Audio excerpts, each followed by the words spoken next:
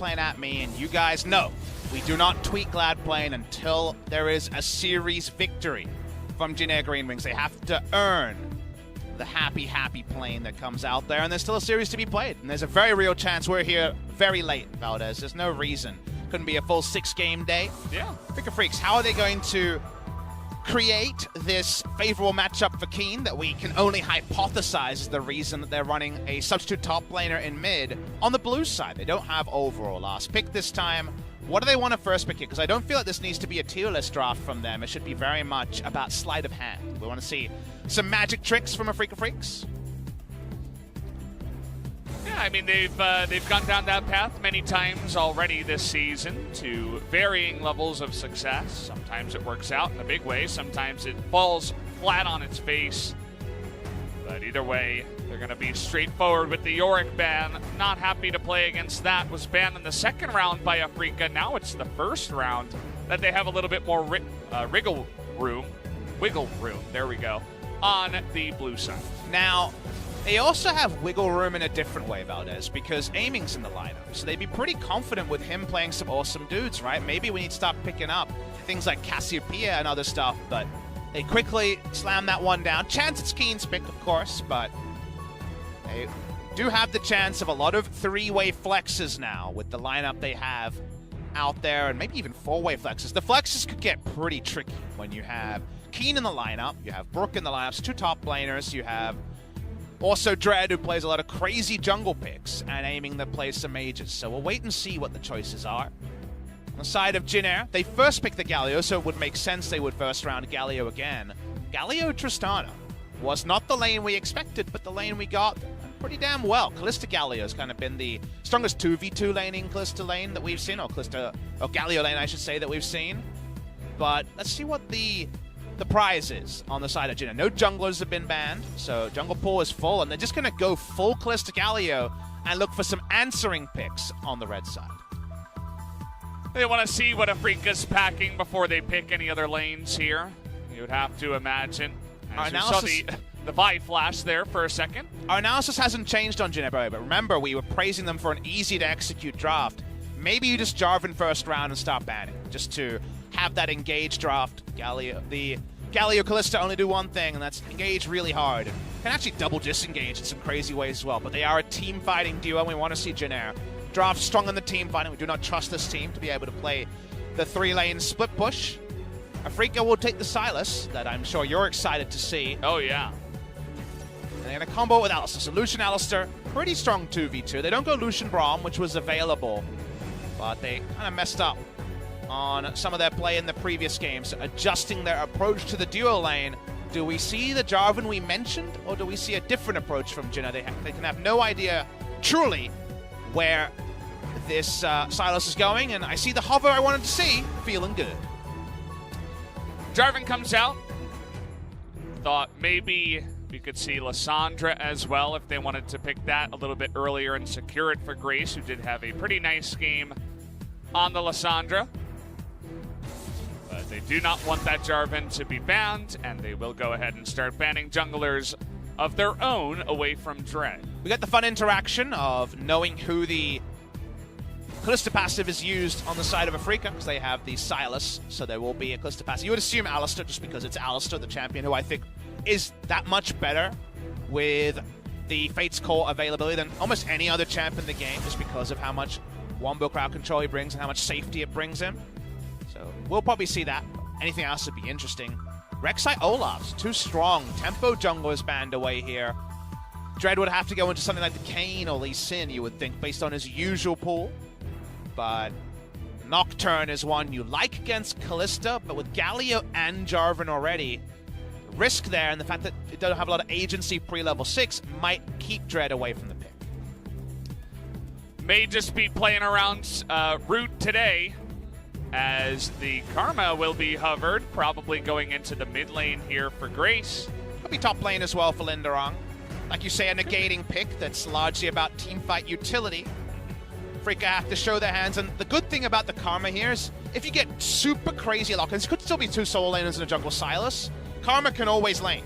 She is one of the strongest blind pick laners at living. Yes, you might not always win in CS, but a lot of matchups actually work really well for Karma, and at worst, ranged auto attacker with ranged wave clear. So I don't mind the Karma when you are lacking information. Seems like the information is going to be a bit more clear if we do see the Lee Sin lock-in, because Aatrox, of course, is known as a very often jungle pick, and this would be moving away from that. You would think Keen on the Sylas and Brook on the Aatrox if we do see Lee Sin locked in, and it will be. Does mean that the Sylas will be the only guy doing any AP damage on the side of Afreeca. So we'll see what kind of build he does go for. And we still got to wait on our last pick here on the side of Jin Air. You would expect this to be for the top lane, as hovering the Darius now for Linderong. He's actually one of our legacy Darius players. He picked up a lot of wins on Home Life Esports on the Darius. Okay. And they take Corki. So, here's what Jin Air were thinking about. They're like, how can we lose this game? I love the disdain in your voice when you say Corki. See, not a big fan. I actually don't have huge disdain here. I think you might be mishearing that one just purely because here's the thing for Jin Air.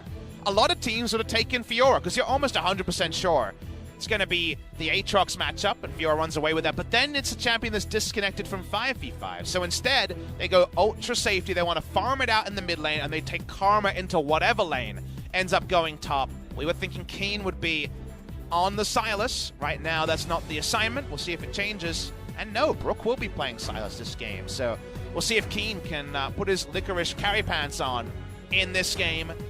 Different approach than we might have expected. And the Corki does mean it's another champion who does need a bit of time and doesn't pile on as clearly or as easily as something like Lissandra.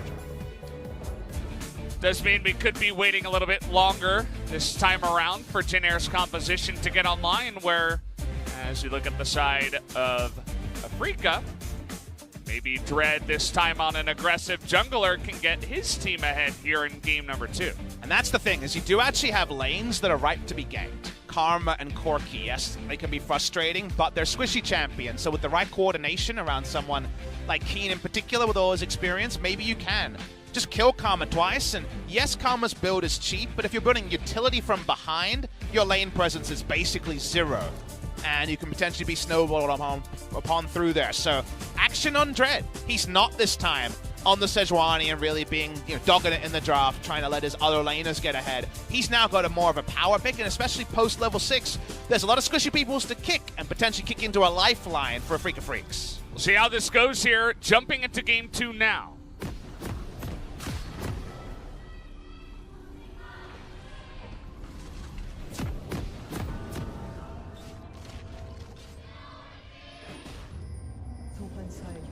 Well, the Jin Air chant for game 1 was pitiful. I think I heard 2 people say Jin Air fighting. This time around, I heard at least 6, so we're definitely moving up. They're multiplying, Valdez. That's what we're learning about Jin Air fans. Sadly, today is a notable day. We already talked about it. The Jin Air did break that losing streak, but sadly, Corgi not available. I'm not sure if you know this, but I am a huge Corgi lover, because I used to have a Corgi named Rumble when I was in Australia. Only bone I have to pick, because obviously Corgi has been alluded to for a long time and never actually the only bone released. You have to pick, yeah. I actually didn't intend that one, but it sounded good, so I'll take it. Yeah. The only bone I have to pick with Riot Games is I would have named it Corgi. Maybe that's because I've been in Korea too long and I now jumble all my words together, but Corgi, yeah, that's what I would have done. Corgi is just too much of a mouthful. But I am happy to see the skin, and next patch, hopefully, we'll see more of it. So you like Corgi, but you don't like Pugmaw. No, not at all. I hate it. So just walk me through this one. What exactly is the difference, and why do you like one and not the other? I'm Pupsmith. That's not an explanation. That's all you're going to get, I'm sorry to say. Wow. And Brook's not going to get a lot of hijack value out of the Corki. It's not that much fun to steal away Corki's ultimate, so it's not going to be a high-value steal for him in this particular case. Brook walks up. Be able to trade at least, and it is E level 1, and remember that was base damage buffed ages ago, so it is going to be a bit of a world of pain, at least in early levels. I actually played this matchup recently. Corki versus Sylas. Takeaways?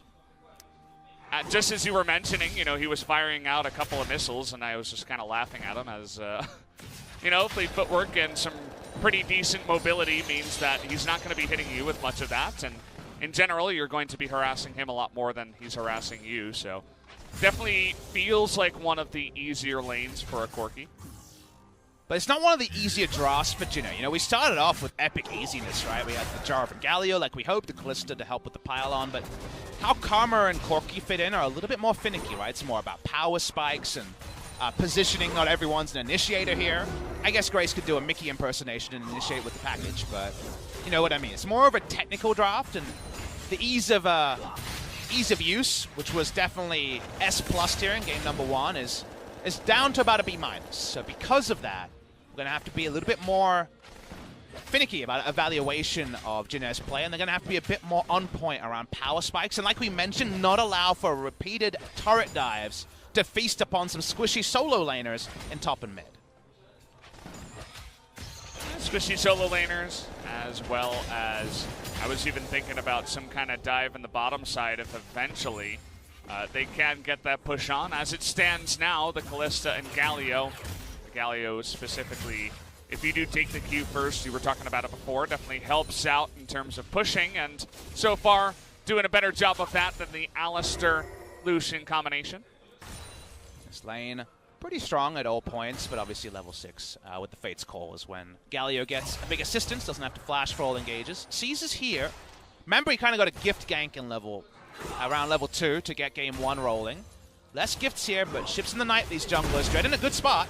Yeah, trying to land that one with the flash, but they see the Lee Sin, and flash comes in though, and now Nova is in a ton of trouble. First blood pretty easily will go to the side of Dread and Afreeca. Seas just gave that one up really easily. Not sure if that was just a call from his support, being like, no, I'm done, but felt like there should have been a contest there, and instead a bit of happy feeding from Seas. He goes away, and now Flash is down, so until level 6, Galio, a bit of a sitting duck in the 2v2.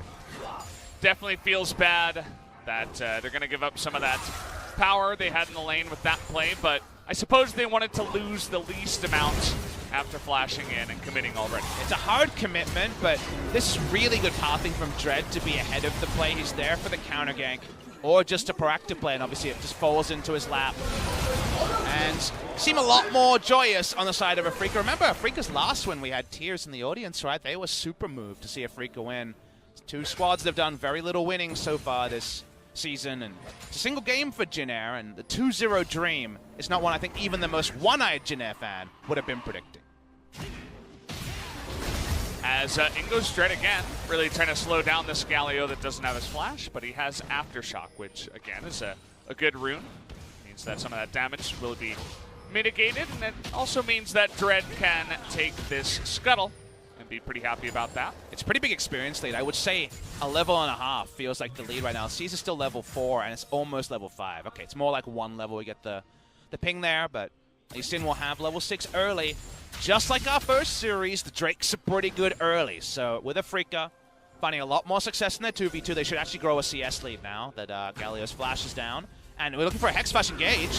Okay, well, they should have known they were there, and now Nova with no flash is going to be another sitting duck here. Heal does come in, but the flash from aiming means that down again will go the Gargoyle. The assurances are always a little bit less when we're down the bottom of the table. Like so many of our series this week, we're going to have top of the table and bottom of the table action, so went too far. Hex Flash does the rest of the work, and while Grace is brawling a little bit better than Brook in the mid lane, Arma actually is in a CS disadvantage against Aatrox, and you don't want to see that. It's not a good one. The thing I didn't really understand about that is they saw the ward come over the wall, so they must have known that at least one person is in there. They go in for the face check, and they get punished hardcore, which means that they give up priority in the bottom side, die again, and they give away the Infernal. So definitely a couple of mistakes from the side of Jin Air this time around. Sees visual bugs into a bad gank. Actually, never actually came onto screen here, but doesn't know about that. Hooray for visual bug analysis. Yeah. I've learned a lot of the tricks of visual bugs. I'm becoming an expert in them. Just like when the patch updates and I have to read the notes, I'm coming up to date in this new hell we live in terms of visual bugs. Yeah, really weird for Senin to be that far up. Sorry, for Senin to be that far up makes sense, but for Nova to be that far up with no flash and no Fate's Call is a head scratcher, and it's another in the good column for Dread, who's been felt on the map, and will have a pretty soon level 6 advantage as well. Well, it just felt like, you know, they had a control ward and they saw the trinket ward place, so they know somebody's in that brush. That's the only place you can place that ward from. Unless that ward was another visual bug, which, you know, that would be next level. I doubt it was. And then even after they clear that ward, they still walk forward as if welcoming a fight, which is the other part I didn't understand. So either way, Jin will have to make up for their mistakes here, as he was thinking about a gank in the top side, but not going to go for it, as instead he'll go ahead for an invade at the blue buff. And this is a small problem for Jin's draft that's kind of coming to the forefront now, is when bottom lane actually starts, you know, losing multiple kills. Where does Jarvan go? You never want to gank the Karma lane because Aatrox can just, you know, just hop over the wall, right? It only takes an E to get out of the Jarvan ulti there. So there's no threat for Karma and Jarvan onto a level 7 Aatrox who hasn't had his passive or flash used. Mid lane, you don't want to gank for Corki. Kind of self-explanatory there. And also, Rook has a way to skip around. So bot lane's really the only great place to go. And now bot lane's a great place to go for Afreeca. They're piling on. Yeah, this was the dive I was talking about, as Bait's call does come in. But that cannot save the Kalista, as down she will go pretty easily 4-on-2. Bullying is the right way to go for Afreeca. Another endorsement bullying by Papa Smithy in the LCK. Take down the turret plates, extend the lead. In Kalista we trust is looking futile, and Karma and Jarvan picking up turret plates just holds nowhere near the value of the members of Afreeca, who are going to use those items right now way more strongly. Lee Sin gonna be happy, the Lucian gonna be happy, of course, as they're desperately trying to get this last plate. Can they? Looks like they will be able to. And actually the timing of when this happened is even more important. Consider this play happened at 9 minutes, meaning there was no Rift Herald to answer on the other side of the map. So if you can skip out and make a turret dive now and not have a Rift Herald as a penalty, it makes the play cleaner, and it was pretty well executed from the side of Afreeca. They have this pretty young lineup without a lot of experience, but from ahead with advantages. You expect it to be more cerebral, more solo queue style in terms of being able to pile on and make aggressive plays. Dread looks so much more at home away from Sejuani duty, so that was the prison he was not looking for in game number 1. Corki last pick, leading to Corki Karma solo lanes, means that Cease kind of just has to wait for an opportunity bot lane, or just wait for some items, and by that point, maybe there'll be too many advantages stacked up on the side of Afreeca. Jinach just rushing the Rift Herald here. Yeah. They don't want to go bot lane again with no summoners on Kalista and no ultimates. They're just trying to find something on the map. I actually think that's smart, but they're going to have to fight for this, and they don't have the items to do so. Will be 5-on-4, though, as aiming is way out of position, going for the push here. It's enough Ren stacks that it should go the way. Okay. And okay, Packet's going to come in and try to separate the team, as down will go Gallios. He's going to pick that one up. Big time Cataclysm, but the damage isn't there, as Senate was zoning out everybody else. And so it will be a trade of a kill for the Rift Herald, but still Afreeca going to go on the push in the mid lane. They're going to threaten a dive here. Here comes the TP. Can't be cancelled, of course. Grace is going to be able to get away. That was actually pretty significant. They could have lost a further member. Turret plays being cashed in on both sides. They're leaving the solo gold to the Kalista, you'll notice, on the top side. Karma just fully backed. Karma, like we mentioned, is going to be a bit of a custom minion with some shields in this game. She is pretty far behind. Even in CS, 75 CS as Karma top is pretty woeful, but at this point it's because she's packing up and leaving lanes a lot. Looks like a small thing, but Grace is actually denying and delaying these backs so many times, as he's going to delay it again and continue his push in the mid lane. The fact that he was able to get there with this teleport and stop that push from being the response from Afreeca is actually pretty big. Denies a bunch of those plates and even the turret from going down. Because aiming went bot lane, he can only get the end of the turret, and then he kind of happy foots. So they're not actually getting huge solo golden experience on the Lucian as this play happens. So it ends up being a kill for Rift Herald, which, as we know, given where Jinna was, a pretty good trade for Jinna. That part isn't too bad, to be honest. And specifically because aiming wasn't already mid lane, his lane assignment of bot when the turret was almost dead didn't mean much. they don't actually lose as much as they should have. So it's a VOD review point for Afreeca, who are 4-0 up, who have the first Infernal. The coaching staff won't be happy about how that play because it should have been more of a lose-lose for Jin Air. It ended up being pretty even. Not so bad after all. They do have a couple of 80 carries with the Karma, so they'll be looking towards this late game. They're only down about 2.4, which, again, at 12 minutes, it is a hefty amount, but for Jin Air, you know, they've been in worse situations before. We'll see if they can climb out of this hole in Game 2.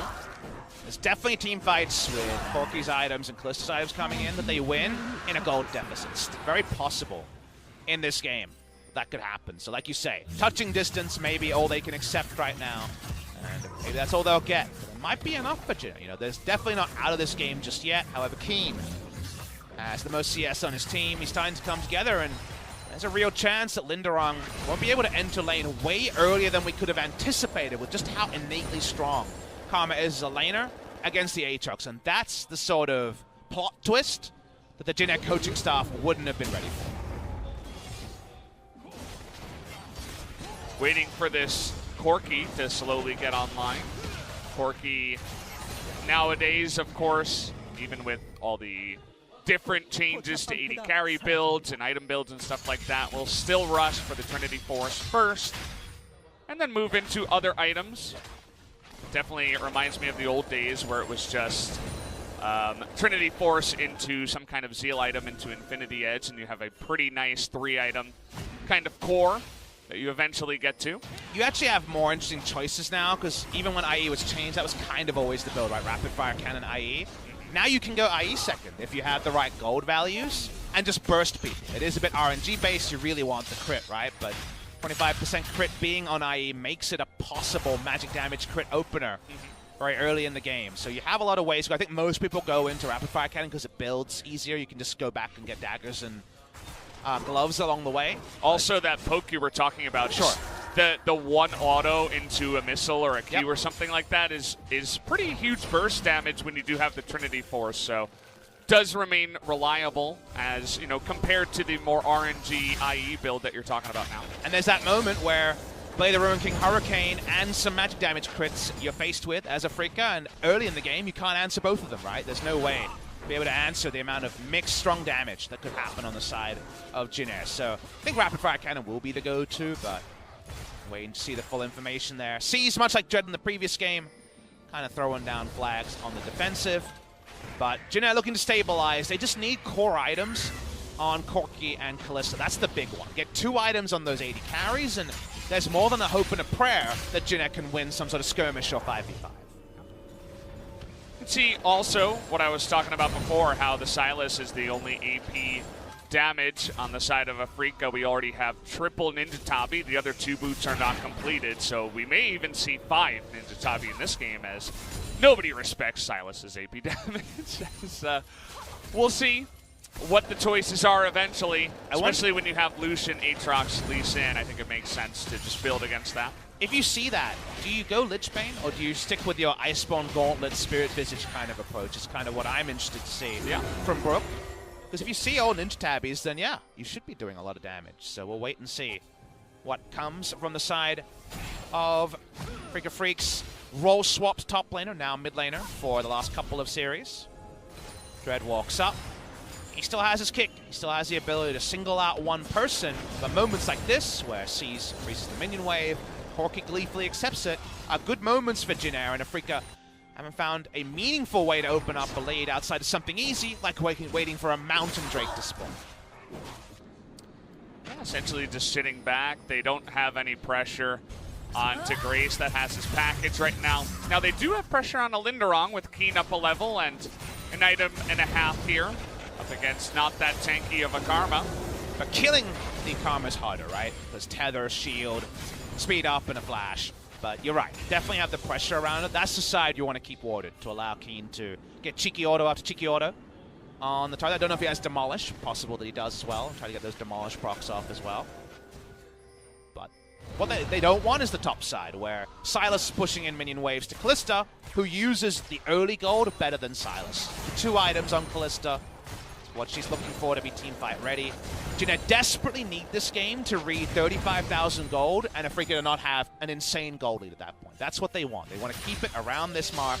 Come that point, we're chasing from multiple angles, but it's going to take a while to kill Brook.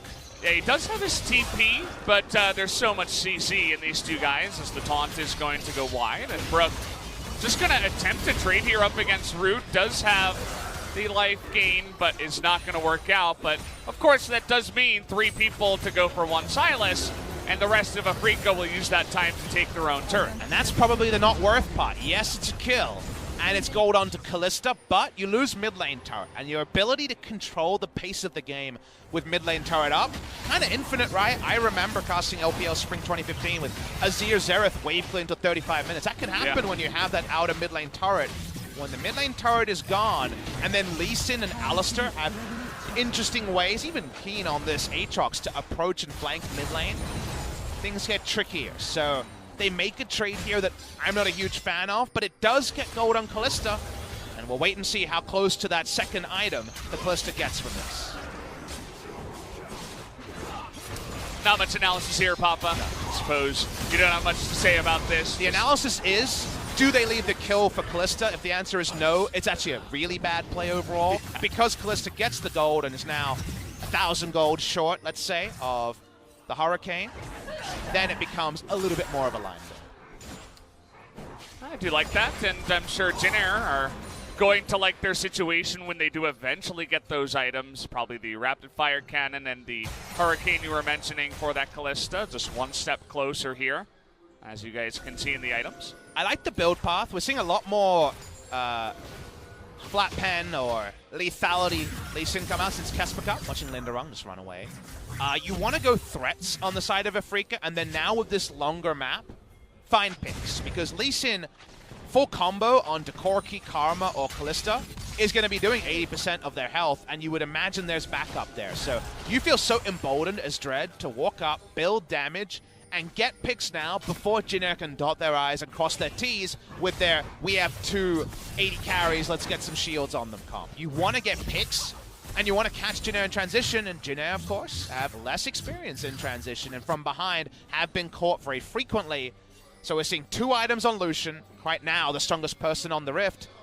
Anything hits from Alistar or Lee Sin, people gonna die. And it does feel like Jin Air know that, as you can see they're threatening but not actually engaging, and kind of just letting objectives fall because they are able to identify, hey, we can't really fight yet. And you know, feels bad that you're losing a lot, but I feel like overall it's probably a good decision, because if they do go for a fight, you're risking so much to not allow your 80 carries to scale and to fight in a position when you're not ahead. The correct decision for Jin Air, one that they've made mistakes on previously, is give the enemy the Drakes. Someone will say, but think of how big the Elder is, Papa Smithy. However, Jin Air's goal is to get 35 to 40,000 gold and then choose to fight. So if you fight before then and lose because the enemy has earlier spikes and more gold, then actually you don't have a game plan. You probably just straight up lose because your windows are starting to close. So you need to be patient, and that's hard to say for a team like Jin Air. If they'd lost game number 1, you know they would have got frisky, right? And be like, well, we don't want to lose 20 times in a row and then make a really big error. Instead, they're coming off a victory, so you're kind of seeing what Jin Air looks like off a victory. They may have made some mistakes, but the mental overall, you know, the mental game is not lost for Jin Air in this one, as we get the zoom in to confirm that they held onto the Kalista passive long enough for the ultimate fun. It's not the Alistar. Alistar's actually going to take a step back. This Lee Sin can pull off plays that even Insec in his prime didn't have the tools to access. Yeah, it's the new age of fun here with Lee Sin. Now you start thinking about what could happen, and it gets outrageous. Right? Think of the engage range of max range Fate's Call, QQ, W, kick flash. You can do insane things with this setup. I don't know if we've ever seen a pro game with Lee Sin having the Kalista passive. Probably never. I don't think so. Not in my recent memory. And this is going to be potential 0.25 speed stuff from the Lee Sin. You were talking about the range. It's probably mid-turret to mid-turret. To be honest, it's near that range, which is pretty insane. What's Fate's Call range? Like 900 maybe? I know that the Lee Sin Q is, I think, 12 or 1,300. So we're talking, if you add everything together, we're talking like 3,500 range, right? Is possible if you hit the Q at max range. You can do a lot of insane stuff here. So this could be another reason that you can't miss this series, because how often will you get Lee Sin with the Fate's Call active? And then we get another chance for Jin Air to win a series if they do lose this one. So could get interesting as this does go along. Important note, he hasn't stolen the Fate's Call just yet. I'm actually going to get a pause. Hopefully not Silas ult related on this one. Yeah, that is the hope, as we've had actually 2 pauses today. That's more than I'm used to, as we've gotten pretty good at avoiding pauses here at the LCK 2019. We dive straight into them, and it sounds like they're like, somehow we found ourselves in the Jin Air fan seats, and maybe they'll actually win. Maybe, you know, let's go to the first win. Well, if we look over, the Jin Air side is, I would say, about 30% full, maybe less. I think the Jin Air fans, understandably, are not rushing to LoL Park in order to watch their team lose more. So maybe next time they'll be able to get a bit more front rows. It seems like the mouse issues have become contagious. Even from series to series, as she doesn't want to show any of the rest of that sign. I wonder why, but the bottom says Jin Air Whiting with a sad vein, perhaps? The pink goggles. It looked like a vein to me. Yeah. Some more stoic members of our crowd as we zoom in on the offending mouse. Getting an awkward shot here, but hopefully it's a problem that can be resolved very quickly. The game is very finely poised right now. I like where Afreeca is at. It seems like Jin Air will make a mistake or try to look for a fight they shouldn't be taking yet, but they haven't made that mistake yet. Jin Air Greenwings, they're actually letting us grow some expectations. When it came to what to expect from a Jin Air series 2 weeks ago, it was kind of despair from minute 1, but we are seeing Jin Air look a bit more in earnest. They look like a team that is getting better, which unfortunately took far too long in terms of best of 3s played. Keen just seems generally annoyed to be alive, and you can kind of understand where he's at right now. I think that puts it very succinctly for his feelings about Spring 2019. As we said it before, he definitely feels like a guy that was kind of mismatched. You know, it's like a draft of a beer league, and you get like the best player on your team as the first pick, but that means that like all these other teams have to pick, and then eventually it comes around to your second pick, and you just have a bunch of guys that are so much worse than the first pick who's trying to carry but desperately cannot. It feels like if you're an independent roster auditor, which I guess we are as pundits, right? We go out there and we say, nice roster changes, bad roster changes. If you went to and looked down the roster of Gen G, KT, and Afreeca, you would definitely look at that and be like, really, guys, like, this is the best we could do. Like, there's some amazing talent on those rosters, but the 5s are where things are falling apart, right? They're not actually, they're way less as a pool of, say, 15 players than the sum of their parts. So, at the end of the day, there's definitely been some dodgeball games that you want to do over on. And I feel like already you can guarantee Afreeca, Gen G, and KT want to do over on LCK Spring 2019. Jin Air as well, for different reasons, but coming off their first game victory in a long time. They've doubled their victories, Valdez, is a serious point we can make. And we can also confirm we're back to the game. Okay, not much of a mouse issue, no Silas issue or anything like that, so we're all good to go. As Keen is 6 levels ahead of Nova. That's not the mouse issue. He's also 7 levels ahead of his own support, the Alistair, somehow. That's one of the biggest numbers. I don't know if I've seen much more than 7 levels ahead of anyone. That's outrageous, but Keen has had way better a laning phase into Karma than he should have. I think Linderong has misplayed that lane.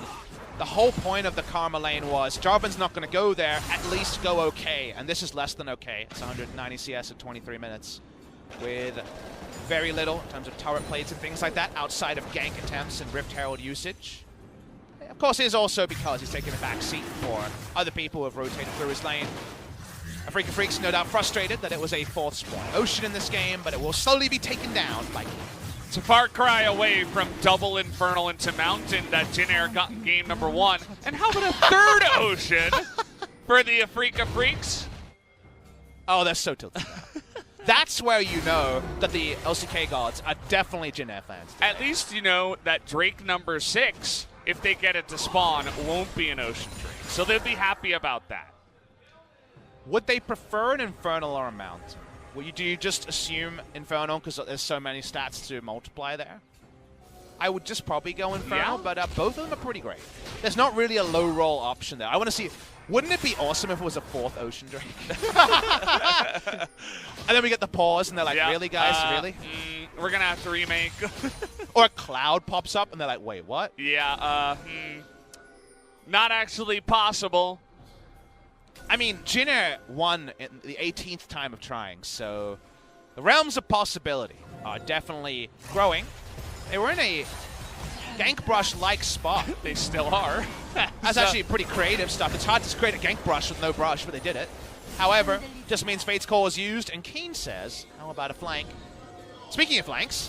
Yeah, here comes Alistair. Big knock-up. He's going to knock Seize into that back line. He might be the sacrifice here, but he is actually going to be able to get away after the hero's entrance comes in from Nova. Dread's going to get taunted up and nearly gets low. Nova with the big shield, but it doesn't look like it's enough to get him away from harm's way. The kill does go to the side of Afreeca after all the fight. Afreeca should have disengaged way earlier. Seize could have just flashed much earlier, but he tried to be greedy around his flash. Now they're going to lose the maximum. That's a sort of mistake that's not the worst, but it is the likely one for Jin Air. Baron's still very healthy. A lot of people can poke around it, but Keen is still a monster. That he is. Just going to world end here, try to zone everybody out. Should be successful to do so. Nearly kills Linderong. Seize is spotted. Trying to come in from the top side. They're trying to delay this one. The kick comes in. Dread is able to get him away. Comes in, smites it down. And the Baron will go to the way of Afreeca. Nicely played. Another one of those unforced errors, this time on the side of Jin Air. They conspired to lose some. There was multiple times where they could have gotten out without any deaths, but just with some summoners used. 2 re-engages, too many. They lose the Baron from that, and now the hope of ever getting lane control back means the Elder Drake 6 stack is looking more and more likely. The map control is looking almost impossible, and it's just as we were on the cusp of the items being done for their carries. Remember, they could have disengaged here as well, but Nova goes back in, greedy for a kill onto Dread. If he knew the stopwatch was there, if he had it over, he wouldn't have done it. He goes down. Freecs could take the Baron. Too easy on the back end. Suddenly, it might not matter that 2-item Kalista and 2-item Corki are ready to go. Eventually, the gold lead just gets too large for one team, and the scaling begins to matter less and less.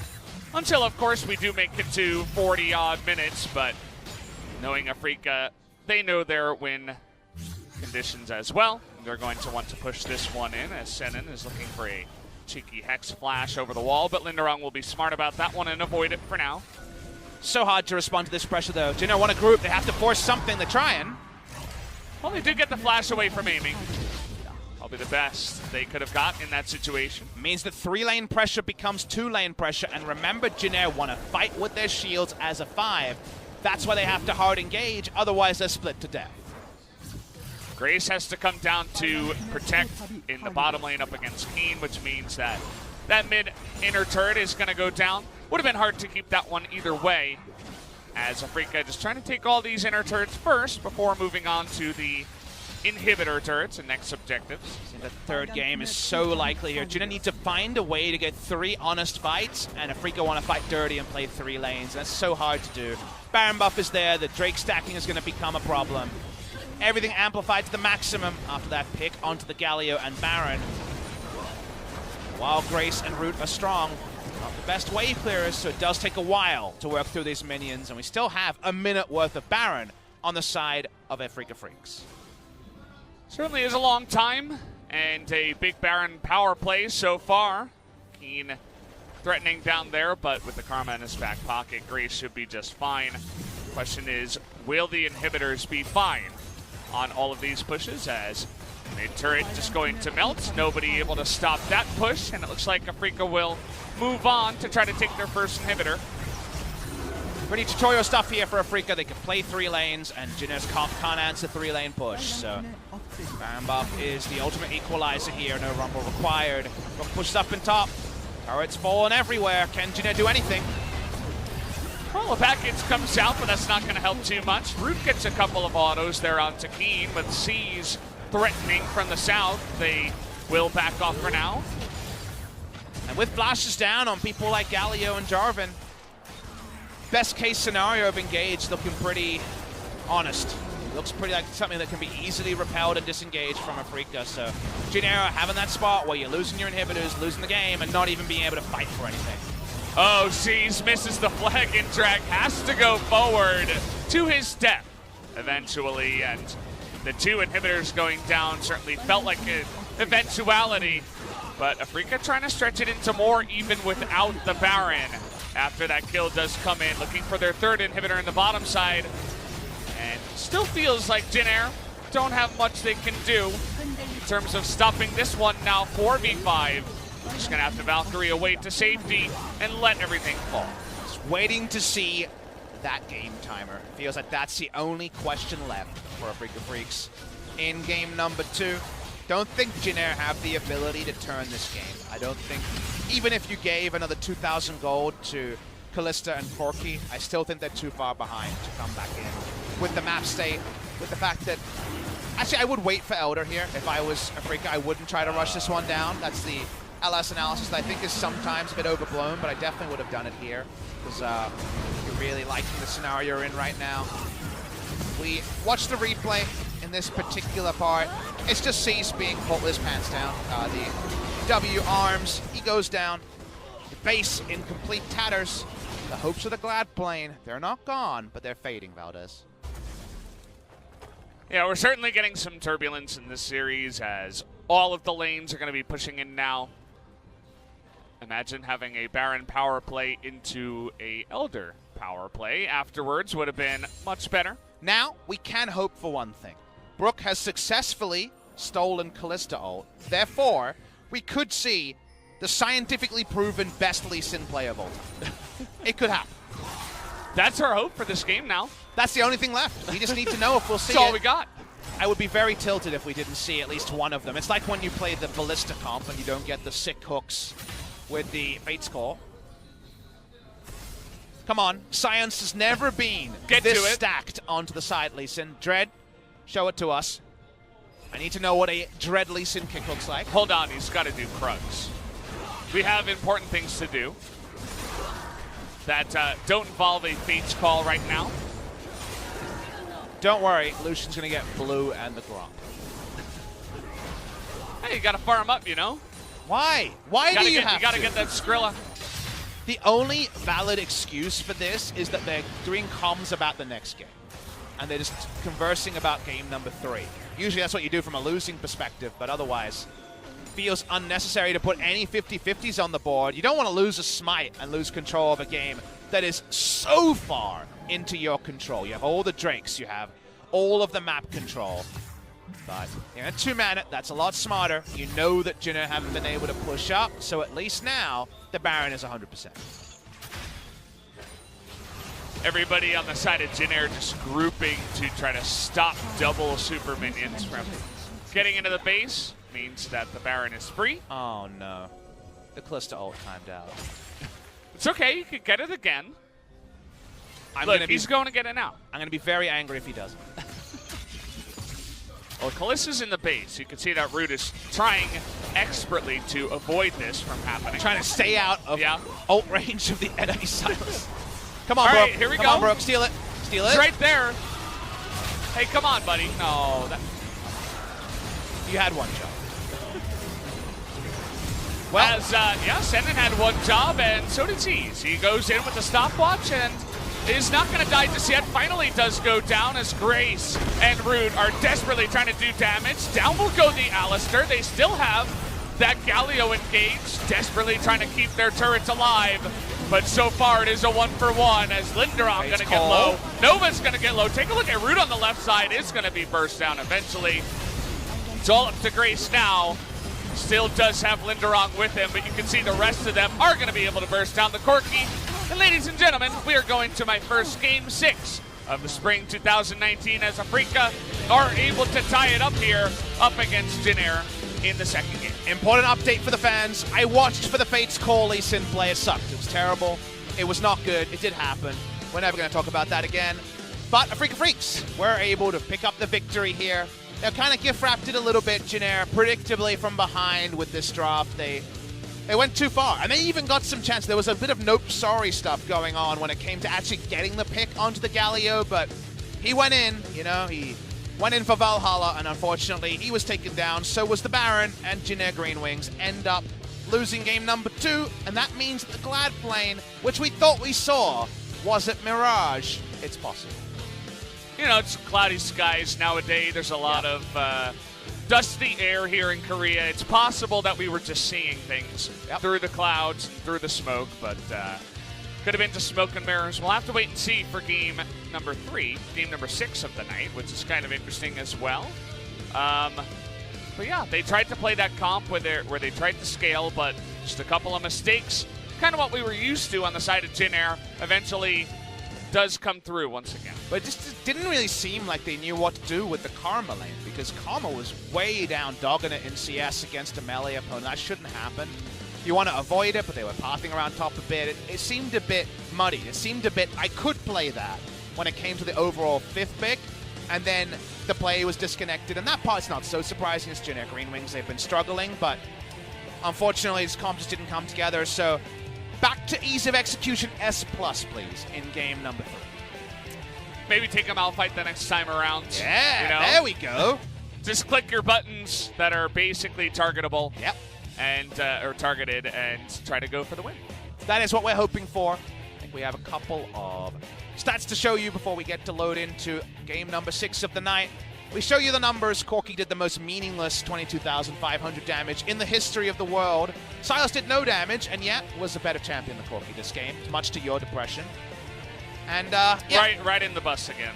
Well, the bus was definitely all Afreeca Freecs. It showed up late, came in fashionably late, but 3 minutes on was just rolled through, and 33 minutes later, that could only be an Afreeca Freecs victory in game number 2. Well, curious to see what Janair can do on the blue side for game number